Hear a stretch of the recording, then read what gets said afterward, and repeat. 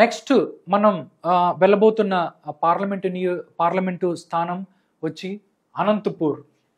అనంతపూర్ మనం చూసుకున్నట్లయితే నార్మల్గా అనంతపూర్ టీడీపీకి కంచుకోటగా ఉండేది.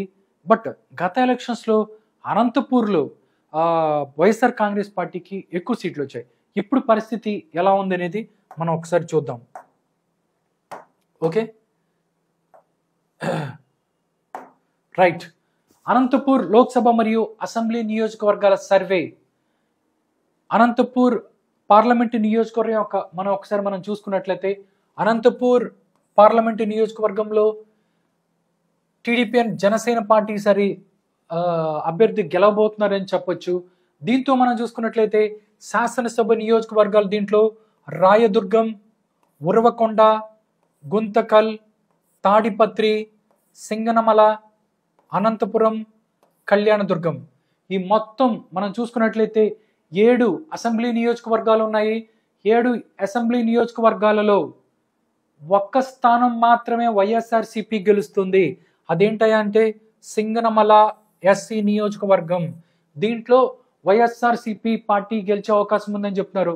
మిగతా 6 స్థానాలు మనం చూసుకున్నట్లయితే Rayadurgam TDP and Janasena, Uravakonda TDP and Janasena, Guntakal TDP and Janasena, Tadipatri TDP and Janasena, దాంతోపాటు Anantapuram TDP and Janasena, Kalyanadurgam TDP and Janasena. టోటల్గా అనంతపూర్ పార్లమెంటు నియోజకవర్గంతో పాటు మొత్తం 7 అసెంబ్లీ సెగ్మెంటుల్లో 6 స్థానాలని టీడీపీ పార్టీ గెలుచుకోబోతోంది అని ఈ పైనీర్ అనే సంస్థ చెప్తుంది. దాంతోపాటు సింగనమల ఒకే ఒక నియోజకవర్గం సింగనమల మాత్రమే వైఎస్ఆర్ కాంగ్రెస్ పార్టీ గెలుచుకుంటుంది అని చెప్తుంది. దాంతోపాటు ఓట్ షేర్ కూడా వాళ్ళు చెప్పారు. Vote share TDP and Janasena party vote share మనం ఒకసారి చూసుకున్నట్లయితే 53% ఓట్ షేర్ వాళ్ళకి వస్తుంది. వైఎస్ఆర్సీపీకి సంబంధించి 41% ఓట్ షేర్. దాంతోపాటు ఇతరులు ఎవరైతే ఉన్నారో వాళ్ళకి 6% ఓట్ షేర్ వచ్చే అవకాశం ఉంది అని చెప్తుంది.